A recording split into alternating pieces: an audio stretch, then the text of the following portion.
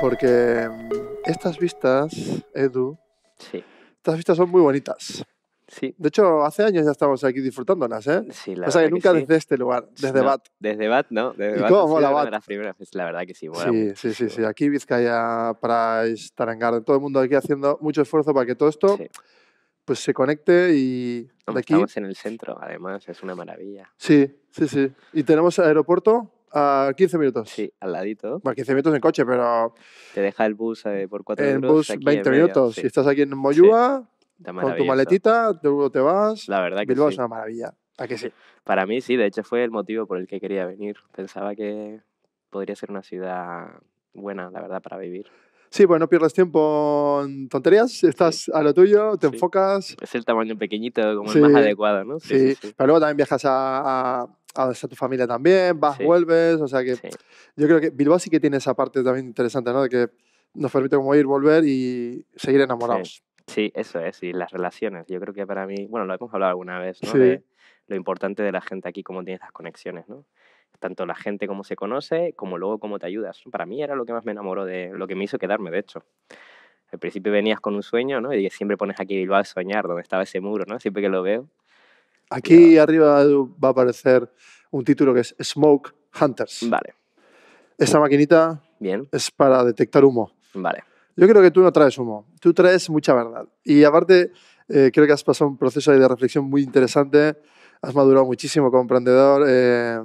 Yo te conozco hace muchos años y Sí, te estoy viendo toda esa evolución y parece increíble. Y quiero reflejarla, que realmente hoy vale, disfrutemos de que Edu ¿no? nos cuente desde dentro cómo es emprender, lo que cuesta, vale, el hecho. impacto que estás haciendo ahora mismo socialmente. Vale, me parece bien. Sí, yo creo que la verdad el año pasado para mí fue un poco un punto de inflexión. Entonces creo que eso también se está reflejando ahora en cómo estoy o cómo estoy afrontando las cosas. Y bueno, pues desde el principio que llegamos con muchos sueños, ¿no? Y te encuentras también con la realidad de la ciudad. Obviamente, no solamente la ciudad, sino el proyecto o la propia decisión de querer emprender, ¿no? Al principio era como queriendo abandonar cuando estudiaba en Lane, ¿no? Pues casi todos los años hubo un momento en el que decía, esto no es para mí. Pero eso creo que es parte del proceso, ¿no? Que te hace como verlo de otra manera. Y ahora que lo veo con perspectiva, digo, años, menos mal, o sea, estoy completamente transformado en cómo yo llegué al de ahora, del que soy, es muy diferente, ¿no? Está muy bien. Esa transformación, claro, cuando ya lo logras es fácil ver, ¿no? Cómo es la evolución, pero sitúate en tu yo de hace 10 años. O sea, ¿qué pensaba? Que tenía miedos y sueños. Sí, en aquel momento estaba estudiando economía y yo recuerdo que empecé ya a trabajar, iba estudiando, o sea, yo había estudiado un poco matemáticas, iba de oyente a las carreras de matemáticas, iba al principio de oyente porque tenía mucha curiosidad y siempre pensaba que la universidad era como el espacio donde todo se podía descubrir, ¿no? Me di cuenta de que no era así, ¿no? Siempre el idealismo siempre ha ido como por delante Sí, ese y rollo luego la Harvard, realidad, el campus de sí, Harvard de hablo con todo el mundo, me dejan ir de efectivamente. oyente a todos lados y no. Sí, eso es, efectivamente. Entonces, bueno, pues recuerdo que ya en economía pues tenía ganas como de emprender, empecé a trabajar en directo consultores con Jaime Cabero en la consultora y estaba todavía terminando de estudiar y en aquel momento era como que ya tenía ganas de querer hacer cosas, de emprender y tal. Y llegó todo un Startup Weekend de Google y fue el punto de inflexión para mí. Fue cuando de repente todos los miedos, yo pensaba que no podía aportar nada a un equipo, de hecho, tenía la convicción de que no tenía ningún tipo de valor. Pensaba que no, pues yo que sé, había salido de la carrera, casi estaba terminando en cuarto, pero no, realmente sentía que no, que puedo aportar como economista, ¿no? No veía como algo ahí. Y de repente en el Startup Weekend me di cuenta de que quizá eran más habilidades blandas, otro tipo de cosas, que las valoró mucho el equipo en el que estuve trabajando. Entonces, desde ahí salí ya con el convencimiento de que podía hacer algo, pero sentía que todavía no tenía capacidades, ¿no? Por eso opté por venir aquí a estudiar Lane, ¿no? Conocí una laner ahí que vino a darnos una charla y de repente decidí dejarlo todo allí. Yo recuerdo que Jaime me decía, pero vamos a ver, que vas a irte con gente de 18 años, ¿no? Dejando todo lo que tenías aquí. Me ha ofrecido además un buen puesto, pero quizá lo que veíamos nosotros era que tenía que, no sé por qué, sentía que tenía que dar ese paso. Esa sensación, totalmente de acuerdo, porque esa sensación, si he hecho la vista hacia atrás también de los años y dices, claro, tú tienes la sensación de que todo va a cambiar, pero no sabes exactamente qué va a cambiar. Sí, Pero eso ya, es. o sea, por acumulación de información sabías que algo iba a cambiar, porque ya no tenía mucho sentido esas inercias ¿no? en la economía como tan rígidas, Sí, tan teóricas. sí, efectivamente. La percepción mía era, pues desde incluso recuerdo que terminé el segundo de carrera y había querido hacer un Erasmus, porque ya tenía como la sensación de que quería probar otro tipo de universidad, por entender que a lo mejor el problema era de mi universidad en la que yo estaba estudiando. Y pues suspendí inglés, porque claro, yo no había tenido capacidad de aprender así inglés. Me dio tanta rabia que no me dieran el Erasmus porque no tenía el nivel de inglés, que entonces hablé con mis padres y me fui para Liverpool a vivir y dejé la carrera durante un año. Entonces, en aquel momento estaba de profesor de español, ¿no? Y ahí es cuando empezabas a ver otra gente que venía, ¿no? Y muchos tenían como la misma sensación de, hemos estudiado esto, pero bueno, aplicas el 20%, ¿no? Eso era muy típico que te decían. Entonces, cuando volví, ya no era lo mismo. O sea, ya había vuelto yo muy diferente, Pero ¿no? tú querías cambiarlo eso. Sí, yo quería cambiar esa forma de verlo. Y me llegó la carrera de Lane, que me planteaban que era algo mucho más práctico, y pensé que quizá era lo que necesitaba, ¿no? Entonces decidí dejarlo todo allí, pedí un préstamo y vine para acá, ¿no? Recuerdo que cuando llegué a Bilbao por primera vez todavía no tenía el préstamo concedido de Laura Alcucha, entonces no tenía dónde quedarme, entonces estaba en un hostal y Me estaba encanta en la esa historia. universidad y ya empecé a entrar y claro, era como la sensación de tener que estar vendiéndome todo el rato, ¿no? El de Laura Alcucha, que me dejara el préstamo porque lo quería pedir a mi nombre y ellos solamente me querían darlo con el nombre de mis padres, ¿no? Y mis Claro, padres no podían, entonces yo pero quería ahí un poco la y tú pelea. tenías que asumir esa responsabilidad como joven también Sí, de ya empezar a... O sea, deber no es sano, o sea, no pasa nada. Bueno, eres economista, o sea, es parte del del proceso. proceso. Igual todo el mundo no diría, uy, voy a deber antes de... En Estados Unidos se utiliza muchísimo Sí, crédito de, ¿no? de sí, estudios y ahí la cuestión es que ese reto también a ti lo que te hace es enfrentarte a dormir donde haga falta, hacer lo que haga falta para tú avanzar. sí. Eso era la sensación que tenía en aquel momento, sí que fue así, la verdad. Fue un poco difícil al principio, quizá pensaba que Bilbao no iba a ser tan cara, por ejemplo, eso fue un tema que me costó mucho, ¿no? Al principio no podía socializar mucho, por ejemplo, porque tampoco tenía para estar de cañas o lo que sea. Entonces, bueno, eso sí que lo notaba. Y luego la primera sensación que tuve que llevar fue la de tener pues todo el dinero en la cuenta, porque el préstamo era un préstamo, ¿no? Te lo daban todo y el préstamo que yo había pedido era para poder vivir. Y luego tenía el préstamo de la universidad, que yo ya había hablado con la universidad, pues que me hicieron una financiación. Entonces, claro, con el préstamo teniendo mogollón de dinero en la cuenta, para poder vivir todo el año, tenía que gestionarlo, ¿no? Y eso recuerdo que al principio pues gastaba más de la cuenta y llegó un momento que ya no, que empecé a ver que tenía muy poco y dije, hostia, que tengo que durar casi la mitad de año con lo que me queda. Claro. Entonces quizá eso en realidad como aprendizaje me vino muy bien, ¿eh? O sea, me Pero quedo con eso. exponerte también a eso te ha hecho tomar esas decisiones que luego, o sea, si tú te pasas de gastos, luego los corriges Sí, y el output va a ser, vale, ok, lo he logrado, pero una parte, es decir, el equilibrio, sí, eso básicamente, es, ¿no? A nivel efectivamente. contable es el equilibrio. Sí, efectivamente, sí. Y eso realmente yo creo que no fue parte del desarrollo, ¿no? Ha venido como todo en conjunto. Bilbao fue un cambio de múltiples ámbitos de mi Y ahí vida. como emprendedor te empiezas a enfrentar también a la cuestión de que lo que imaginas No es, no se sí, parece. eso es, sí, eso es. Yo recuerdo además tenía esa presión, ¿no? Había empezado Lane con una presión de que pensaba que ya en segundo año debería estar cobrando un sueldo, ¿no? Y bueno, sabes que al final el proceso obviamente, de la carrera no es lo mismo, ¿no?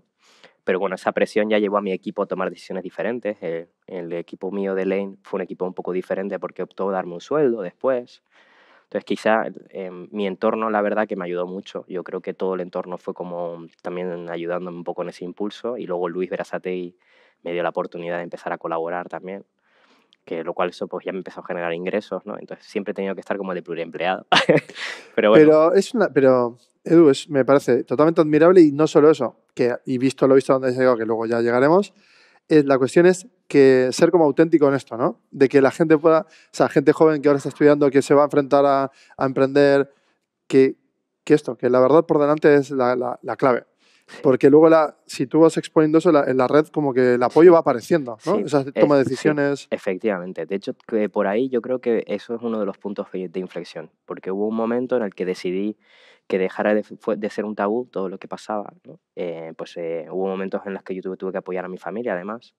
Entonces, claro, era como ya una presión excesiva y muchas veces no lo tomas en consideración o no quieres decir nada, porque no es algo agradable. Pero en el momento en el que me empecé a abrir y a comentarlo, fue cuando empezaron a venir esas ayudas, ¿no? Y creo que realmente siempre que lo hagas, ¿no? Y pongas la verdad por delante, como acabas de decir, realmente la gente se abre, ¿no? Y Eso fue mira cómo mágico. sonríes. Así me encanta porque la actitud. Algo que te caracteriza de siempre es que es una actitud muy blanda, o sea, tus capacidades blandas son muy evidentes, pero tu capacidad racional es muy fuerte también. O sea, viene muy de formación. Entonces, ahí sorprendes mucho también, ¿no? Porque de repente un skill, un soft skill, pero por detrás un hard skill que si no lo evidencias porque tú eres muy humilde, muy tranquilo, muy tal, pero que luego ahí está también. Y la seriedad y el progresar en ese aspecto. Entonces, claro, eso te va llevando a tomar decisiones, vale, te sientes apoyado, Sí. ya empiezas a tener un control más en esto, pero empiezas a emprender. Sí. ¿Ahí qué proyectos haces? Sí, bueno, yo recuerdo que al principio la intención que comenzábamos, bueno, hice proyectos un poco dentro de lo que es el marco de Lane, pues quería explorar muchos ámbitos, me gustaba mucho el mundo de los seguros, entonces empecé con un proyecto de Insurtech, que eso no salió. Pues quizá vimos que aquí el modelo que estaba todavía en aquel momento, pues tanto estuvimos con Mafre, con algunas de estas grandes, pues todavía no estaban como ahora en un momento de innovación, ¿no? Entonces, bueno, pues y fue cuando estábamos yendo a Estados Unidos dentro del marco de Lane. Luego también quería explorar temas pues, relacionados con empresas y conexiones y tal, empezando a ayudar al gobierno de Canarias con temas de China, soft landing y estas cosas, que tampoco tiró, ¿no? Pero lo que había en todo el momento, que era lo que mi equipo lo veía claramente, era como una conexión rara y especial con las personas mayores, ¿no? Y fue mi equipo de Lane el que me dijo, Eduardo, ¿en qué momento te vas a atrever a hacer algo con esto? Porque estás evitándolo todo el rato. Y es verdad, lo que estaba ocurriendo era que no quería empezar nada de ahí. ¿Por qué? Quizá porque era algo que era tan emocional y tan importante para mí, que era como ese momento de que no te atreves a dar el paso, ¿no? Y entonces cuando me lo plantearon, dicen, ¿no te has dado cuenta de que de forma natural has estado haciendo esto? Me salía como de forma natural, pero no había tomado la decisión de realmente montarlo como un Y proyecto, ¿no? tú, entonces, eso es una toma de decisiones que viene fruto de que te has abierto, porque si te abres, Sí, la gente te ayuda, entre comillas, o os ayudáis todos. La gente dice, oye, estos son tus skills. Es decir, que en segundo término, en orden, te afecta positivamente porque te hace ver a ti mismo esto, ¿no? sí, Y que era un efectivamente. valor. Claro, totalmente. Me dijeron, oye, ¿por qué no, o sea, dejas un poco ese miedo al fracaso que puedes estar teniendo, que quizás es lo que te esté frenando, ¿no? Y te atreves a abrirte a realmente, pues, esa vulnerabilidad que yo tengo con las personas mayores, especialmente desde pequeñito, siempre ha habido, siempre he tenido mucha gente mayor a mi alrededor, que más allá de incluso de mi familia, sino que llegaba a ser amistad con ellos, pues siempre ha surgido, nunca he entendido el motivo, siempre me ha salido de forma natural, pero pues era como que no lo veía haciendo negocio, ¿no? No lo veía como dándome la capacidad de dar ese salto, ¿no? Y pues decidimos empezar con un proyecto de, bueno, vamos a mejorar la calidad de vida de las personas mayores. Y empezamos a montar excursiones. Empezó todo con excursiones. Y eso tú no, probablemente No lo no sabía. sepas. Pues ¿No? empezamos con excursiones que fueron un fracaso total y Me encanta. absoluto. Pues claro, nosotros intentando que hicieran cosas con jóvenes, ¿no? Pero la gente no lo veía y tal. Entonces empezamos a montar temas para visitas en Burgos, en Vitoria, excursiones de un día, otras de 2 días, con los clubes de jubilados y no tiraba. Luego estuvimos haciendo entrevistas en la calle y en ese momento fue cuando muchas veces salía el tema de la soledad. Una y otra vez salían las conversaciones que teníamos en la calle y lo veíamos como que encima era algo que tenía mucho tabú, ¿no? Entonces decíamos, oye, ¿por qué no vamos a darle la vuelta a este tema, ¿no? Hay que plantearlo. Y al mismo tiempo, en ese entonces, yo estaba empezando a ir a Ocharcoaga porque no tenía dinero. Entonces el ayuntamiento me había dado la oportunidad de participar en el programa de pisos solidarios, en el que como joven, a las que teníamos pocos recursos, pues podíamos ir a un programa de voluntariado y a cambio, pues pagabas creo que eran 50 euros o 100 euros al mes por la habitación. Para mí eso me salvó, la verdad. Qué Entonces, interesante. un programa súper chulo para todos los jóvenes que vengan a Bilbao sin recursos, que sepas que el Ayuntamiento de Bilbao tiene un programa súper chulo que ayuda realmente a cambio de que hayas unas horas de voluntariado en tu entorno, ¿no? En el barrio. Me parece una información Sí, increíblemente sí, valiosa valiosa para la y gente que cosas quiera venir. maravillosas que tenemos aquí en Vizcaya Sí, la como verdad. esas. Sí, pues sí, Increíble. me han dado la oportunidad. Y bueno, gracias a ellos, pues en ese momento, claro, estaba viviendo el problema económico de no poder pagarme una habitación y por otro lado estaba todo el tema este de la soledad y llegamos a un vídeo de una residencia que se llama Humanitas, que están en Holanda. Y esta residencia es como una especie de barrio que han montado en el que viven pues personas mayores que son residentes y luego tienen como determinadas habitaciones en las que vienen jóvenes a vivir. Entonces es muy conocido que se hizo viral un vídeo que tenían de una señora de 93 años jugando al beer pong con los chavales en la residencia. Entonces, claro, la directora de la residencia, que cuando los chavales propusieron hacer el beer pong, les dijo, vale, os autorizo a que juguéis con residentes siempre y cuando no les cambiéis la bebida y sea siempre cerveza. O sea, si lo hacen, que el mayor lo haga con cerveza, ¿no? Que no le cambies a agua ni nada de esto, ¿no? Entonces, la experiencia que tienen en Humanitas es siempre decir que sí a todos los proyectos que surjan. Y el espíritu que han generado en Humanitas es tan increíblemente brutal que ahora tienen lista de espera de gente que quiere comprar vivienda en Humanitas, quieren vivir en Humanitas. Han hecho que las zonas donde están los mayores leyendo normalmente un periódico, ahora son bibliotecas públicas, entonces vienen los estudiantes también a estudiar. Entonces el modelo me pareció tan bonito que nos inspiró un montón tanto a Aise como a mí en aquel momento para decidir, oye, vamos a plantear hacer algo. Y luego vino Jonander, se unió, y llegamos al programa que había aquí de la Universidad de Deusto, que llevaban tiempo de convivencia con mayores y con jóvenes, que lo empezaron en el año 94, si no me equivoco, y lo estaban desarrollando, pero lo tenían como, digamos, un poco más limitado, porque lo tenía un departamento que también llevaba toda la parte de accesibilidad, de diversidad funcional, entonces como que no les daba la capacidad de poder impulsarlo más allá. Entonces nos propusieron, oye, ¿queréis cogerlo y gestionarlo vosotros? Y ahí empezó lo que hoy conocemos como Kubu, porque en aquel momento le llamamos 2075 y empezamos a gestionar el programa de convivencia de la universidad. Claro, 2075 es claramente por Intergen, ¿no? Sí, efectivamente. Unificar como a todas las generaciones. Sí, me parece tan bello y tan bonito. Sí. O sea, yo creo que algo que extraigo también de lo que comentas, ¿no? De las conversaciones que tienes con gente más mayor y tal, es que al final tú eres ese niño de 75 y ese niño de 30 y ese niño de 7, ¿no? Que al final, pues que somos eso. Es tal cual. Pero sí que es cierto que la sociedad, no sé por qué, pues ha cogido una inercia de desplazar, evitar y hasta repudiar la vejez por una cuestión quizás psicológica, yo no sé por qué, pero sí de tener miedo a envejecer, ¿no? Está claro que vivimos en una sociedad que teme a envejecer. Sí, eso es. Hay digamos, tenemos un fuerte edadismo por un lado, ¿no? Que está ocurriendo, pero al mismo tiempo hay una segregación generacional que lleva ocurriendo desde hace muchos años.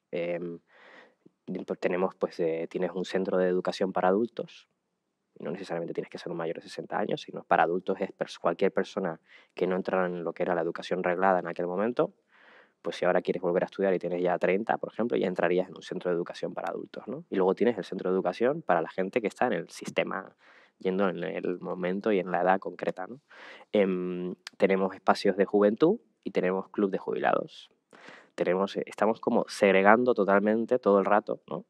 A la sociedad, ¿no? Y luego, por otro lado, a nivel político siempre ha habido mucha polarización, ¿no? Que estamos viviendo, y creo que todo eso está confluyendo ahora en que nos encontramos con que los problemas de hoy necesitan necesariamente una solidaridad entre ambas generaciones, entre todas las que están participando.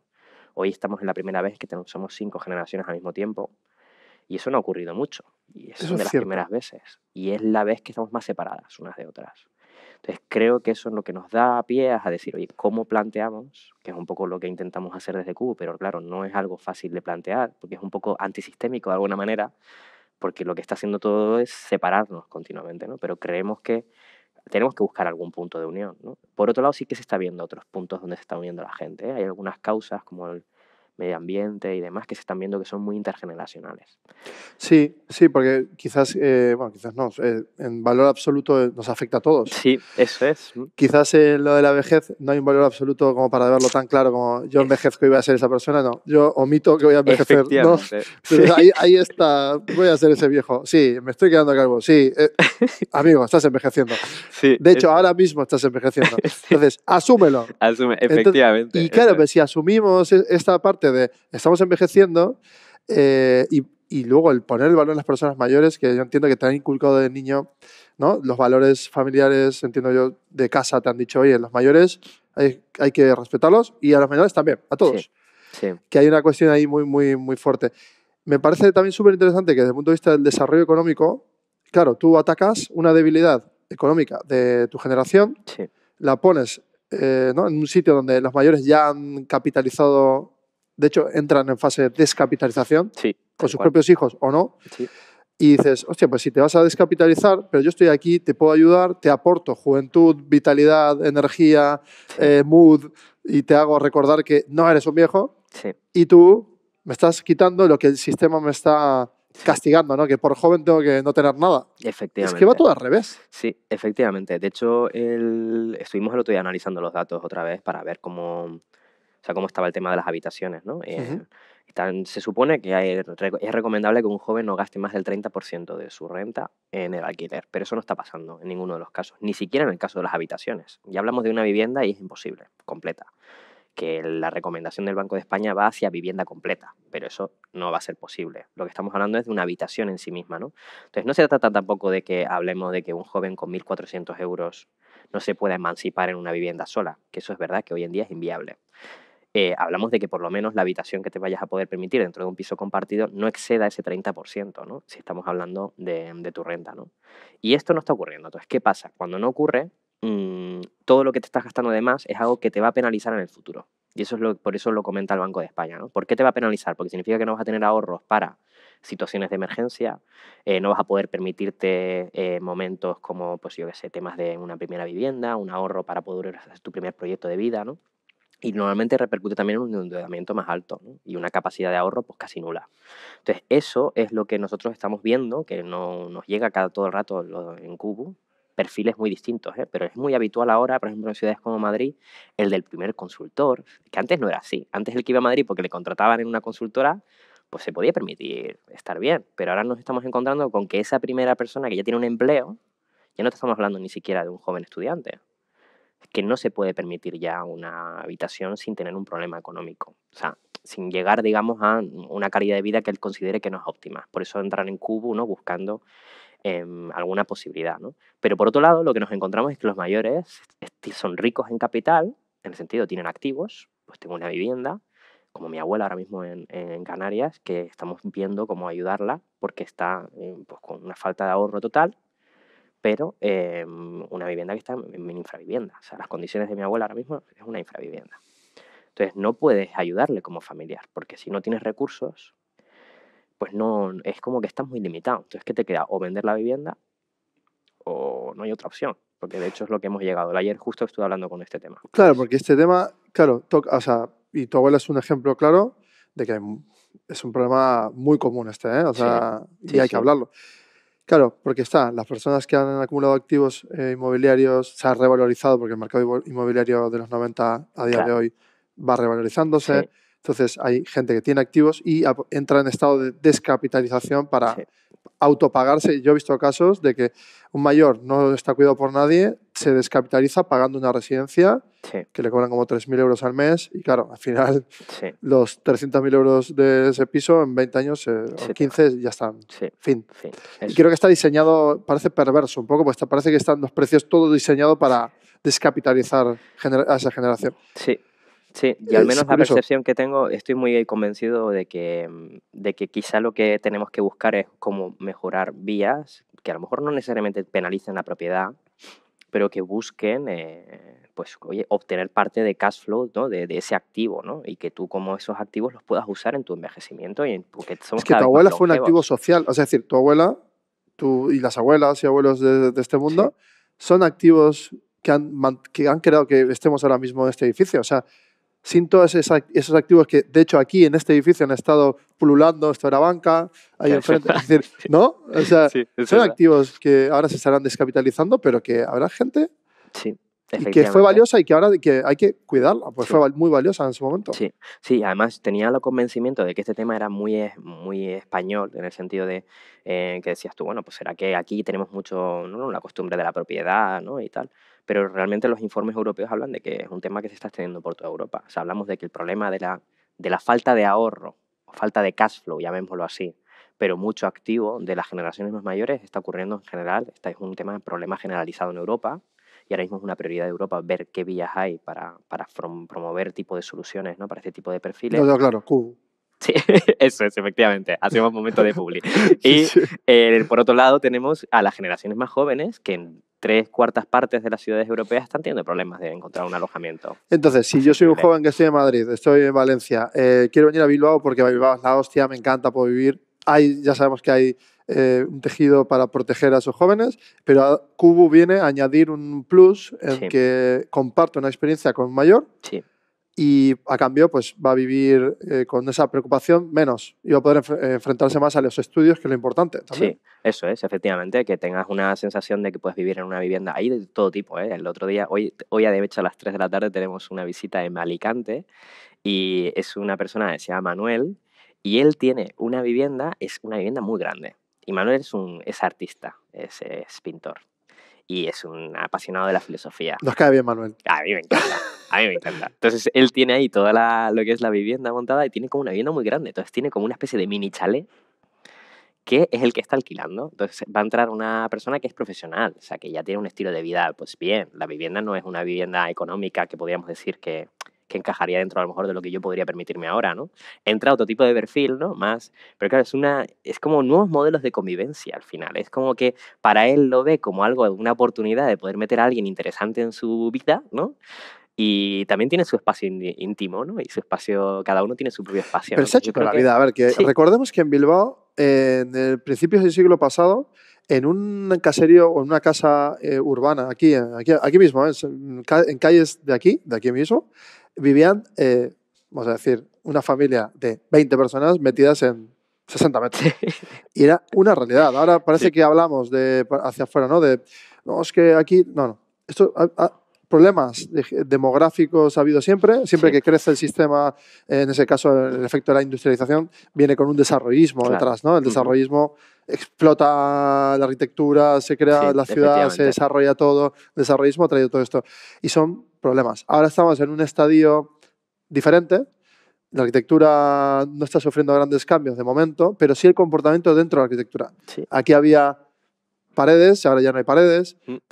Tú notas Sí, ese cambio conductual dentro de la arquitectura sí, tal y lo cual. aprovechas también para Sí. eso, para que... Sí, nos gustaría, hemos intentado, bueno, pues ver también, al final aquí estamos limitados siempre por la normativa, obviamente, ¿no? Pero hay una exposición a la que pude visitar en Madrid que hablaba de esto, ¿no? De los nuevos usos de las viviendas, ¿no? Y efectivamente es eso lo que se está viendo. Las zonas comunes. Las zonas comunes que están cada vez, en el momento en el que empezaron a considerarse cargas a la hora de diseñar los edificios, se empezaron a reducir a su mínima expresión. Pero las zonas comunes en sí, los rellanos, los espacios, son espacios de conexión. Si no tenemos espacios de conexión, la gente no conecta. Por tanto, lo único que te queda es salir a la calle y en qué momento vas a conectar con alguien, ¿no? No, si está todo el mundo en movimiento, Eso es, efectivamente, superficialidad... eso es, efectivamente. Entonces creo que nos hace falta generar esos espacios. ¿No te parece muy interesante que desde el punto de vista sociológico, y hay mucha antropología ahí también, estamos aquí, que es una especie de cueva o, no sé, ¿no? 4 paredes, Sí. una especie de cueva Sí, que nos hemos inventado. Y nos sentimos como seguros y podemos hablar más en profundidad. Ahora, si tú y yo estaríamos en la calle, ¿qué tal, Edu? No, sí, estoy yendo para aquí, para allá, no estaríamos teniendo esa conversación. O sea, Sí. la propia dinámica Sí. y el espacio genera conducta y estoy de acuerdo con que con esto, y no solo con esto, sino que el Cubo lo que está fomentando es esa nueva arquitectura que es un fenómeno también muy interesante, porque están haciendo proyectos ahora en el que tú vives en 6 plantas y hay 2 plantas para todo el mundo, en el que vas, Sí. sales para tal, y tú dices, joder, vivo en un piso que tiene spa. Claro, Sí. y no es tan caro, ¿no? Al final Sí. crear este tipo de cosas. Sí, eso ¿Cuánto es. cambiaría la sociedad si logramos hacer esto? Sí, para mí, de hecho, sería uno de mis pequeños sueñitos que está como escrito por ahí, es eso, ¿no? Como empezar en las residencias de mayores. Muchas veces cuando he estado allí he podido entrar en alguna, ¿no? Pues por algún proyecto de innovación dentro de Q que te llamaban, pues yo qué sé, oye, para recoger ideas, ¿no? Y nosotros siempre nos gusta estar para interactuar y ver un poco qué hay. Y veías que hay un montón de salas infrautilizadas. Tú decías, joder, mira esta sala de lectura. Y por ejemplo, una de las reivindicaciones que hay en Bilbao por parte de los estudiantes universitarios es la falta de salas de estudio. Piden más salas de estudio. Y yo lo primero que he pensado es, ¿cuántas residencias de aquí podrían dar salas de estudio? ¿Y eso es un proyecto dentro de Cubo? ¿Ya existe? ¿Tiene nombre? No, esos digamos son iniciativas que hemos hecho de investigación que nos invitan a algún espacio pues, para hacer un proyecto de innovación. Ya, pero lo dices tú así como voy a pasar, me encanta. Pero, o sea, fíjate, o sea, si alguien te está escuchando en otra ciudad, puede iniciar esa actividad. Sí, eso para mí parece, vamos, sí. Y eso es iniciar un cambio también, ¿no? Sí, de comportamiento. efectivamente. Yo creo que aquí es obviamente lo que habían eran muchas barreras en el ámbito de, pues que a lo mejor les preocupaba, ¿no? Yo creo que es cuestión de trabajar la cultura. Pues que a lo mejor hemos considerado que las residencias de mayores en nuestro estado pues son una especie de medio hospital, ¿no? Un poco El modelo que hay en Europa no es así. Tú puedes llevar tus propios muebles, es tu vivienda. O sea, y se entiende así, ¿no? Y eso es lo que yo creo que es una residencia. Y nosotros aquí la hemos llevado mucho al ámbito sanitario, ¿no? Entonces, eso creo que afecta obviamente a la calidad de vida en las residencias. Eso es UX pura. O sea, sí, totalmente. Bueno, lo mismo, vas a un hospital, que espero no volver nunca, Sí. pero que cuando estás ahí hace frío, la luz es fría, Sí. todo es muy distante, Claro. hay olor a... O sea, todo te afecta de tal forma que te sientes una ratilla en medio de un Sí. experimento que... Todas las habitaciones son iguales, Claro, no hay está tu poca... personalidad. La has dejado, ¿no? De lado cuando has entrado en la residencia. Qué interesante lo que acabas de decir. Claro, como humanidad nosotros somos sociales y también queremos ver de forma exógena que participamos de esa realidad y que la hacemos propia. Sí. Entonces, claro, tú pones una fotito, que parece una tontería, pero tantas restricciones en un hospital, ¿por qué? O sea, Sí. ¿por qué no dejas que el visitante haga una visita a tal hora? Entiendo que hay quien trabaja en el mundo de sanitario luego descubre comportamientos, ¿no? Habrá cosas que no funcionan y tal, pero esto de personalizar, de permitir personalizar, simplemente cambiar el color de la habitación. Sí. Llegas y puedes cambiarlo. ¿Cómo? Pues cambias la cortina, si la mueves para aquí es un color. Es decir, sí, que te permite darle adaptar. una toma de decisiones básica con 4 inputs y ya siente que soy yo, su fotito y ya está, y es tu lugar. Pero no están esas decisiones. ¿Por qué crees que está pasando esto? ¿Hay una desconexión o...? Bueno, yo creo que a ver, hay que confluir en muchas cosas. En el ámbito nosotros, creo que en el sistema residencial español en general, o sea, esto está extendido en todo el estado, ¿no? Aquí es verdad que, por ejemplo, en Vizcaya están haciendo una apuesta cada vez más por residencias más pequeñas, que yo creo que tienen un funcionamiento mucho mejor, porque esto, no, por ejemplo, no está pasando tanto en residencias pequeñas.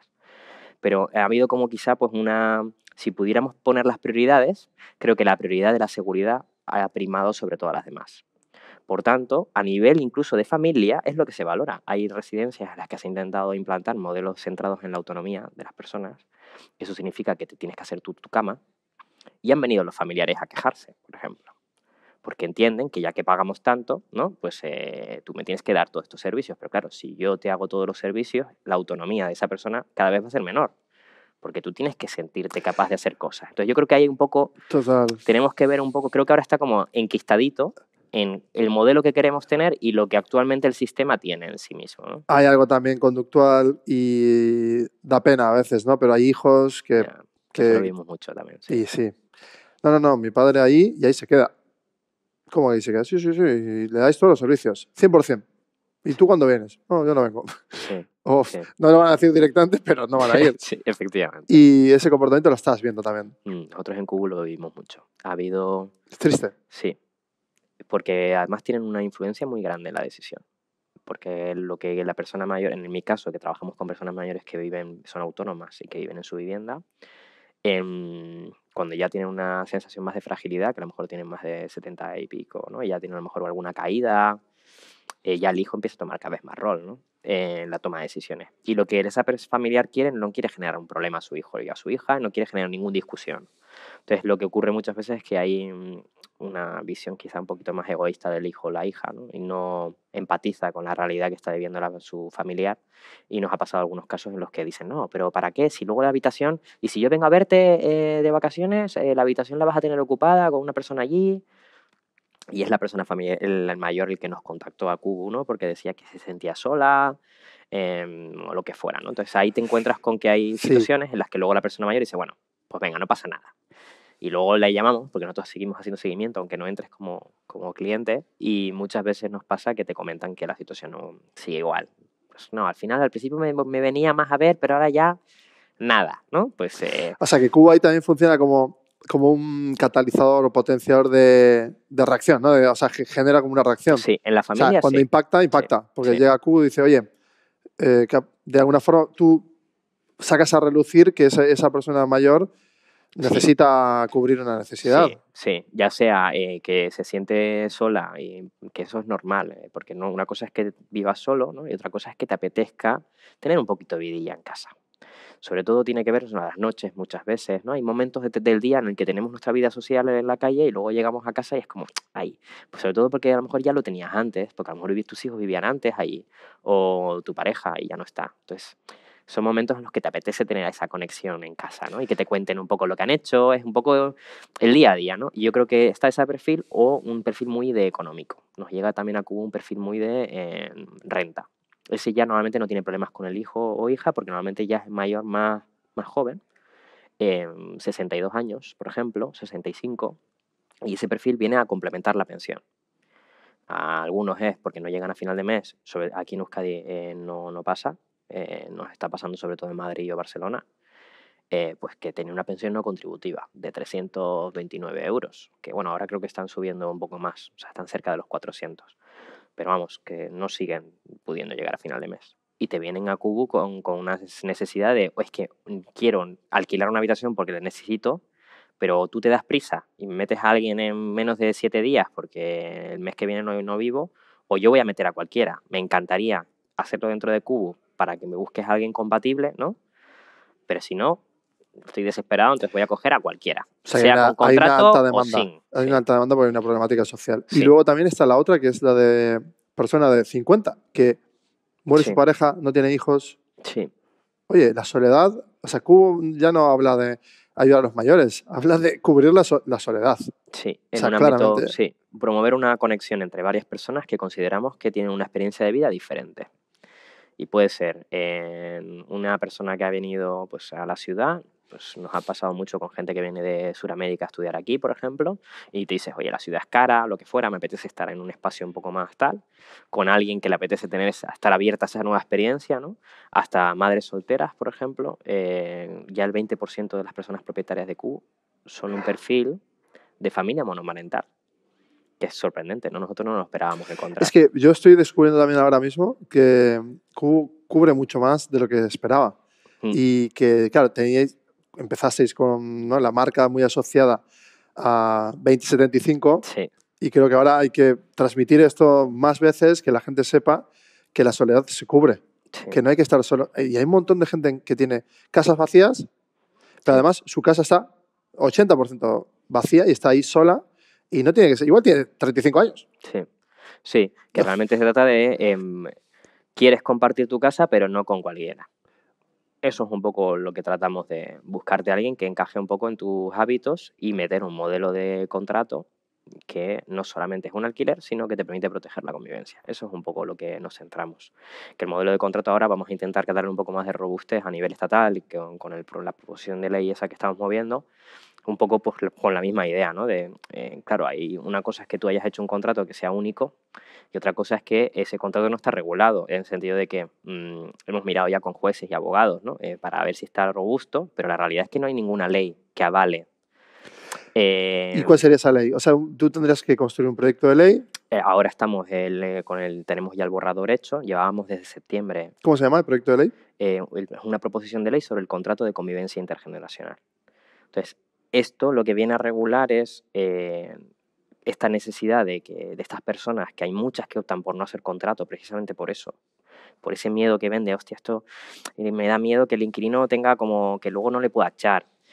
Yo qué sé, hay una realidad también ahí, ¿eh? Claro. O sea, que hay que entenderlo, que hay una realidad de ocupación. Eso es. Pero eso también yo creo que incluso resuelve esa realidad de ocupación. Porque una persona joven, ¿qué tiene? Más energía. ¿Qué tiene? Más fuerza. ¿Qué tiene? Más vitalidad. ¿Qué aporta esa persona que tiene debilidad y que puede ser ocupada o que si se va luego lo ocupa? Es decir, pues que una persona va a enfrentarse a esa situación o va a estar llenando esa casa, entonces disuade. ¿No? Sí. Disuade cualquier tipo de acción negativa hacia la casa. Gusto, sí. Hay muchas personas que el Fernando, por ejemplo, el otro día de Madrid, que es uno de los propietarios, nos comentaba, oye, ahora estoy de baja, y el otro día vino el que estaba viviendo con él y pues le traía un poco la compra, ¿no? Pues bueno, yo creo que al final es la ayuda mutua que tendrías con una persona eso con la que te llevas en la bien. pandemia también. Sí, eso lo hicimos con la red de COVID, sí, eso es. Eso al final quedó ahora en lo que es Maitea, la red de madres, porque en COVID nos pasó que llegamos a ayudar a muchos, estuvimos con 3.000 mayores en total, pero no todos eran mayores. De hecho, lo que nos sorprendió es que una importante parte de las que iban entrando eran familias monomarentales. Y pedían disculpas cuando entraban, decían, sé que esta red no es para mí, pero es que no tengo a dónde acudir. Y el problema que estaba ocurriendo cuando la cuarentena era que cuando ya salían con el hijo, la gente les increpaba, los famosos, ¿te acuerdas? Sí, Los policías de balcón estos. Madre mía, sí, sí. Pues increpaban porque como los niños se supone que no podían salir, pero claro, ¿con quién lo dejaban? Recordemos que hubo un momento en que muy orwelliano, bueno, salía la gente al balcón a mirar qué hacía la gente y a denunciar o a gritar o a hacer lo que sea para disuadir, Sí. sin tener en cuenta este tipo de cosas que Claro, eran totalmente. brutales. ¿Con quién dejo a mi hijo? O sea, si soy una madre soltera, obviamente Claro, no tengo a nadie, no le voy a dejar solo en casa. claro. Entonces, ese tipo de situaciones ocurrían, ¿no? Entonces, ellas entraron a Cubo para pedir a Cubo, a la red de COVID, para pedir apoyo. Y esto fue lo que nos llevó a decir, hostia, es un problema tal, y montamos Maitea, que es como una red de apoyo a las madres, en las que hay voluntarios que apoyan en la parte de conciliación, y luego se hace un poco de servicio de traducción de ayudas y tal. Pero Maitea para nosotros es un punto de intermediación, digamos, hasta el punto final de decir, oye, pues estas ya de hecho les hemos preguntado, y no todas, obviamente, pero hay una parte que sí que plantea la parte de convivencia, ¿no? Decir, oye, pues a mí me gustaría entrar en un formato, ¿no? Entonces, O sea, es un evolutivo. sí, para nosotros fue como muy natural, porque fue la evolución de COVID, ¿no? Acabó ahí, pero el proceso al final era, bueno, pues ya tenemos esta red de apoyo, pues ahora es identificar sus necesidades, tratar de ver si podemos impactar ahora en la ley de familias que van a sacar del gobierno vasco, pues para tratar de visibilizar la realidad de estas familias y, bueno, ya que estamos, pues también ver un poco los vínculos que puedan haber con la red de Cubo, ¿no? En sí misma. Qué interesante. Y tú sigues siendo un emprendedor que ya fuera parte de Cubo, que impacta socialmente. ¿Cómo enfrentas en el día a día pues, tu motivación para hacer que Cubo... Claro, habrá limitantes. Por ejemplo, el proyecto de ley tiene que ser algo duro. ¿Por Sí. qué? Pues te enfrentas a un sistema rígido. Sí. Posiblemente tú vas con una ilusión, luego hay 400.000 cosas que te van... limitantes. Sí. ¿Cómo te enfrentas ante lo limitante? Bueno, sí, ahí el otro día de hecho te comenté lo de la parte de la espiritualidad que te dejé caer ahí. Creo que tiene mucho, parece que no, porque a veces como que venimos del mundo del emprendimiento y no, y es como que, bueno, pues la resiliencia, la toma de decisiones inteligentes y el hard work, ¿no? El trabajo duro. Y yo no te digo que no sea así, de hecho creo que estoy convencido de que esos son factores claves y críticos, ¿no? Para el éxito, ¿no? A la hora de emprender. Pero creo que en mi caso el descubrimiento ha sido o sea, espiritualidad yo la concibo como cuando te ves a ti mismo más allá de lo propio material, sino ya empiezas a tener un propósito más superior, ¿no? Y conectado con ello, pues empiezas como a expandir un poco tu conciencia, que para mí el despertar de esa conciencia tiene que ver con decir, vale, reconozco que yo tengo un propósito o siento que voy a ir un poco pues, más allá de lo material, tengo como un convencimiento, ¿no? Y empiezo a romper un poco mis limitaciones, a romper todos estos límites y a entender un poco, conectarme más con esa realidad no tan material de mí mismo. Y eso es lo que me ha llevado como emprendedor es, uno, a mejorar la resiliencia, porque entiendo que los fracasos o los éxitos no son definitorios, son parte del proceso. Yo me centro en el camino. Entonces, ahora mismo es como que tengo como una especie de energía que antes se me acababa mucho más rápido, pero ahora, por ejemplo, con el proyecto de ley nos está pasando de todo, a nivel de sector que se posicionan, bueno, de todo tipo de cosas, pero lo vemos desde otra perspectiva, de decir, bueno, nosotros conozco más los valores y actuamos en base a los valores y desde entonces me siento mejor a la hora de tomar decisiones, entonces eso ayuda a que me sienta como lleno, ¿no? Entonces eso me está ayudando a que haya un espíritu en el equipo más agradable para trabajar. Las relaciones con colaboradores, tanto de negocio como de la asociación, son como más profundas. Entonces la gente conecta de una manera mucho más Es que profunda. notas esa honestidad, o sea, el propósito Sí. se nota. Al final, si tú tienes ese propósito claro, que parece, suena un poco, igual la gente por fuera lo ve como religioso, dogmático. Sí, puede entenderlo así, ¿no? Lo puede Eso entender es. así y espero que no lo entendáis así porque yo sé que, o creo entender que lo que estás diciendo es, creo una supraverdad yo mismo Sí. para que esa supraverdad me alimente en todos los momentos duros, ¿no? Sí. Que en el momento era el creer en el cielo, yo qué sé, pues Sí. yo creo que voy a morir, vale, morir es triste, Sí. envejecemos y morimos. Sí, efectivamente. Y yo, vamos, no quiero, pero va a pasar. Entonces, la cuestión es, ¿ese cielo existe o no existe? Es una cuestión que ya se ha roto, se está rompiendo de alguna forma, pero entonces hay que crear nuestro cielo, ese propósito. Eso es, que mi propósito tiene que ver con eso, ¿no? Con la convivencia, entendiendo cómo veo la sociedad, que hay un cambio. Pero quieres ser relevante no ahora, sino en 10, 20 años, Sí. que tenga... Yo lo que leo en esto es que quieres llegar a la misma edad que hablábamos al principio, ¿no? De 20, 75, y que en tus 75 decir, sí, esas decisiones inteligentes, resilientes, work hard y tal, más esa supraverdad te ha llevado a que sea consecuente el camino, ¿no? Sí. Que es lo que decías tú. Yo creo tanto en mí y en esto que, o sea, sale que no pasa nada. Me discutes, eres vehemente con tu reacción, tú me hablas mal de mí, ruido, Sí, pum, eso es. foco. Sí, Sí, es con eso con sí, lo que sí. Y estamos. es pura energía, porque ¿cómo haces? No sé si te preguntarán, ¿cómo haces para estar siempre sonriente y siempre con energía? Sí, eso Por lo eso. dicen. Sí, y yo creo que para mí ahora la evolución está yendo por ahí.